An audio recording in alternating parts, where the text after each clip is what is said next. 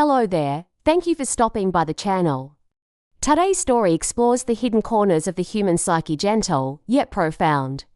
Stay tuned, and don't forget to support the channel so you won't miss the next stories.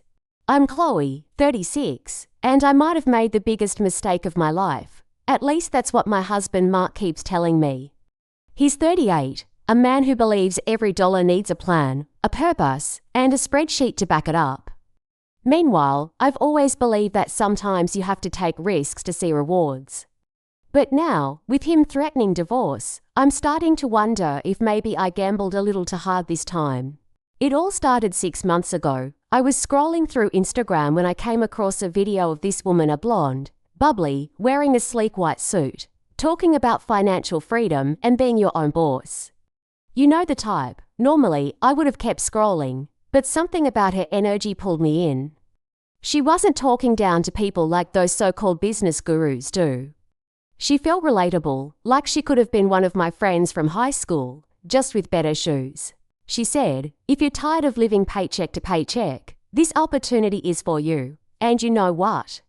I was tired of seeing Mark roll his eyes every time I mentioned wanting to start something of my own. Tired of feeling like I had no real purpose beyond meal plans, laundry cycles, and scrolling Pinterest for decor I'd never actually buy. I clicked on the link. Before I knew it, I was watching a live webinar where they hyped up this once-in-a-lifetime opportunity to get in on the ground floor of a revolutionary health and wellness brand. They called it a community of like-minded women building generational wealth. Those words hit me hard. Generational wealth, community. I wanted that. I craved that. The whole thing felt like a chance to prove that I wasn't just Mark's wife or Lena's mom. I could be Chloe, a boss, a leader, somebody people looked up to. I stayed on that webinar for 2 hours. By the end, I was convinced it was a sign. They were offering a starter package with all the products I'd need to launch my business, natural supplements, detox teas, skincare, everything people are obsessed with on social media. The price, $4,999. They called it an investment in your future. I like the sound of that. Mark calls it impulsive spending. But this wasn't like buying some random kitchen gadget from late-night TV. This was my shot. Here's where it gets tricky. I didn't exactly ask Mark before I made the purchase. I didn't think I needed to. Our savings account is technically ours, right? And besides, what business? Chloe, he leaned forward, eyes locked on mine. His voice didn't get louder, it got lower, quieter. That's how I knew he was serious. Mark is the type to hold back until he's about to explode. I threw every line from that webinar at him. I'm building something for us, Mark, for Lena. You're always talking about wanting to retire early. Well, guess what? This is how people do it. They take risks. He stared at me like I just confessed to robbing a bank. Chloe, did you really think dumping $5,000 into some get-rich-quick scheme was the move? We've been saving for 5 years, for a house. I rolled my eyes. It's not a scheme, Mark. It's a business. Women all over the world are doing this and making thousands a month. If you actually supported me for once, instead of doubting every idea I have, maybe you'd see that. Wrong move. His chair scraped against the floor as he stood up, shaking his head. You think I doubt you? I doubt this. I doubt any company that needs $5,000 from you before you've made a dime.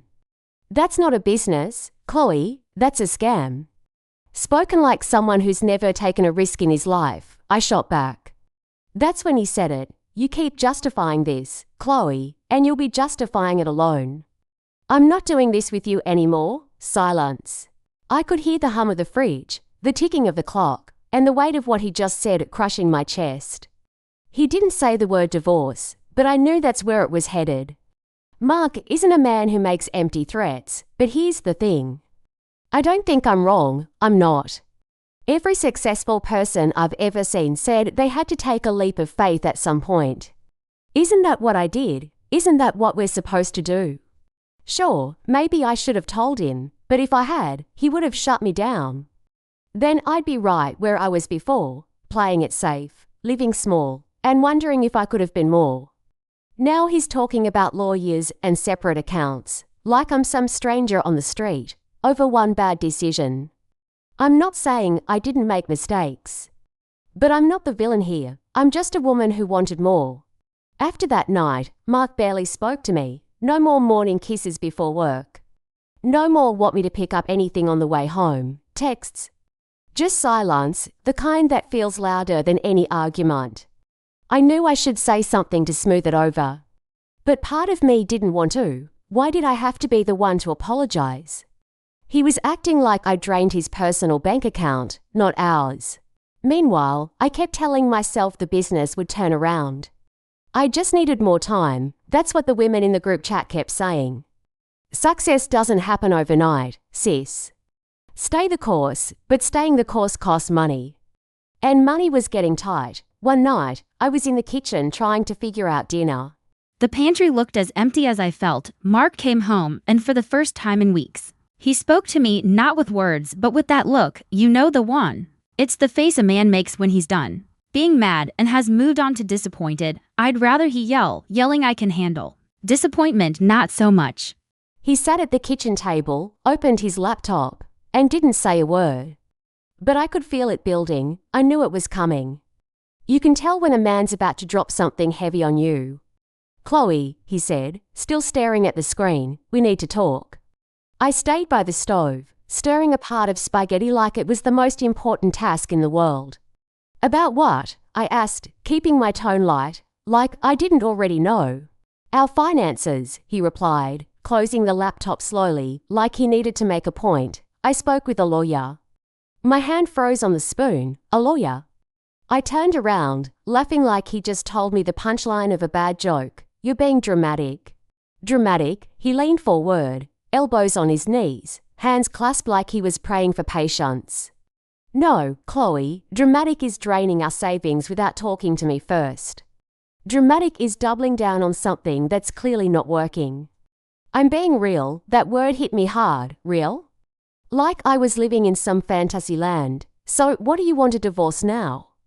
I asked, arms crossed, daring him to say it. He didn't look away. Didn't blink, just nodded once. I'm not saying I want one. I'm saying I'm considering it. My face flushed, not with embarrassment, with anger. Over this, over me trying to better our lives. Wow, Mark, real supportive husband move right there. I threw the spoon on the counter, sauce splattered like red confetti on the wall. Men can fail 100 times in business and get called entrepreneurs. But I take one chance and suddenly I'm reckless.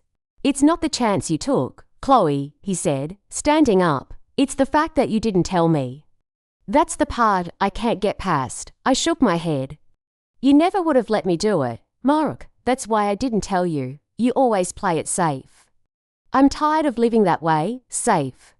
He raised his eyebrows, almost laughing. You think having savings is playing it safe. You think keeping a roof over our heads is safe. You don't get to call me boring for not wanting to be broke. Broke, that word burned more than anything else. I'm not broke. We're not broke. We had savings, had. He walked past me to grab a bottle of water from the fridge. His whole energy was different now, calm but firm. Like a man who'd already made up his mind. I'm giving you a choice, Chloe, he said, unscrewing the cap. Either you figure out how to get that money back, or I'm opening my own account. You'll have yours, I'll have mine. And we'll see how far that business opportunity takes you, without me backing you up. I stood there, heart pounding. Every possible comeback ran through my head, but none of them felt right. I was too mad to think straight, too proud to admit he had a point. So I said the one thing I knew would hurt him. Fine, do it. I don't need you anyway. He paused. Looked at me like he didn't even recognize who I was, then walked away without another word. I heard his office door shut and knew that was it for the night. No goodnight kiss, no check-in, just silence, again. The next morning, I woke up to find him gone. No text, no note. Just an empty spot in the bed that felt colder than usual. I wasn't surprised. Mark wasn't the storm out in anger type. He was the move in silence type. And that silence was starting to feel permanent. I checked my phone, hoping for a "we'll talk later" text. But all I saw were messages from the women in my business group. "Morning, boss babes, who's ready to crush today's goals? Don't let one bad day ruin your week. Stay focused."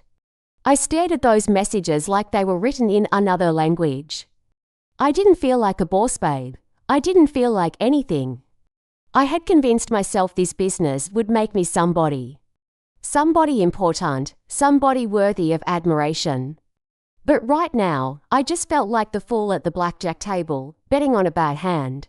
I spent the next few days walking on eggshells around Mark. We didn't talk much, just polite, necessary conversations. "Did you pick up Lena from soccer?" "Yeah, she's upstairs." Stuff like that, no real words, no real connection.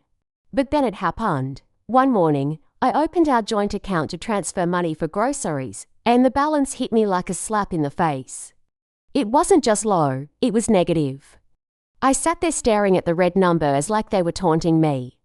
It didn't make sense. Even with the money I'd spent on the business, there should have been enough to cover groceries. My chest tightened. I felt the kind of panic that makes your hands go cold. I opened the transaction history, rent, utilities, phone bill. Everything had cleared at once, like some cruel joke, but then I saw it. 2,500 external account transfer, Mark S. He did it. He opened his own account, just like he said he would. By the time he came home, I was ready for a fight. I stood in the kitchen, arms crossed, waiting for him like it was a soap opera scene. As soon as he walked in, I let him have it. "Really, Mark? You just took the money without telling me." He didn't even look surprised. He set his keys down, shrugged, and said, "Yeah, figured I'd give you a taste of your own medicine." "Oh, that's cute," I said, clapping slowly. He looked at me, tired, not angry, just tired. "No one's pretending, Chloe, you did mess up." "Wow, that's rich coming from you," I said, laughing a bit early. "You think you're innocent. You're the one who emptied the account behind my back." Hypocrite much. He leaned back in his chair, eyes locked on mine. "Difference is, I told you I was going to do it," he said, shaking his head. "You didn't give me that courtesy." My jaw clenched, my nails dug into my palms. "I was trying to help us, Mark, but you don't see that, do you? All you see is what went wrong. No, Chloe, all I see is that you never thought about me." He stood up slowly, voice calm, but his eyes burned with resentment. "You didn't think about me. You didn't think about Lena, and you sure as hell didn't think about what happens when all that money runs out. You thought about yourself. Your little boss babe dream, that's it." I flinched like he'd slapped me. "Don't call it that," I hissed. "Call it what it is," he shot back, stepping forward. "A scam. A fantasy. You let some strangers on the internet gas you up, and now you're trying to act like you did it for us. You didn't do this for us, Chloe." His voice cracked. He let out a bitter laugh. "You did it for you. You wanted to feel important. You wanted to feel like you were somebody." His words cut deeper than any insult ever could, because he was right. Deep down, I knew it. I wasn't chasing success for us. I was chasing it for me. I didn't say anything. He saw it on my face. "Yeah," he said, nodding slowly like he had just figured it out for himself. "You know I'm right." I turned away, staring at the wall, swallowing hard, so I wouldn't cry in front of him. "I'm not doing this anymore, Chloe," he said, his voice quieter now, but still sharp. "I'm done begging you to see me. I'm done pretending like this is going to get better." "Then leave," I shouted, spinning around. "If it's so bad, leave, pack your bags, call your lawyer. Do what you've got to do." Silence, the kind that feels permanent. He tilted his head slightly, like he was truly considering it. "Yeah," he said softly, "I think I will." That's when the tears came, hot, angry, uncontrollable. "You're really going to throw away 10 years just like that?" I choked, wiping my face. "You're not even going to try." "Don't act like you're fighting for this now, Chloe," he said, his voice cold and steady. "You weren't fighting for us when you drained that account. You were fighting for yourself. I felt like my heart had been ripped out of my chest. My whole body shook. I wanted to argue. I wanted to scream at him, tell him he was wrong, but I couldn't. There was nothing to say. He walked past me. I just stood there, frozen. I heard him head to the bedroom. His footsteps slower than usual. I knew he wasn't just grabbing clothes for the night. He was packing. I followed him, my throat tight with panic. Mark, wait. Just give me a chance to fix it. He didn't turn around, just kept pulling clothes out of drawers, folding them like he had all the time in the world. I gave you 6 months. Chloe, you didn't fix it then, and you're not fixing it now. Don't do this, I said, my voice breaking. Don't do this to Lena. He finally stopped, turned around. Don't you dare use her to guilt me, he said, pointing a finger at me, eyes narrowed. She deserves better than two parents pretending they don't hate each other. And she deserves better than a mother who lies to her family to chase some fake dream. I covered my face with both hands, trying to hold it together, but it was no use. I let out a loud, ugly sob, the kind you can't control. My whole body shook. He sighed, not in frustration, in exhaustion. I'll send the papers, he said quietly. Sign them or don't. Either way, I'm done. I pulled my hands away from my face. You're a coward. Mark, I said, voice hoarse but sharp. You think leaving makes you noble, huh? Think it makes you the good guy. I stepped forward, eyes locked on his. You're not a good guy, Mark. You're a quitter. He stared at me for a long time, like he was looking at someone he didn't even recognize. No, Chloe, he said, picking up his bag. I'm not a quitter. I'm just done playing games I know I can't win. And with that, he walked out. I stood there, still breathing hard, still waiting for him to come back. But he didn't. I listened for his footsteps on the stairs. The sound of the front door, the sound of his car pulling away. I heard it all. I sat down on the bed, numb. The silence wrapped around me like a blanket I didn't ask for. I sat there for what felt like hours, just staring at the wall. No TV, no music, just me, my thoughts, and the overwhelming realization that I'd lost. Not just the money, not just the business, I lost him. The next morning, I checked my email.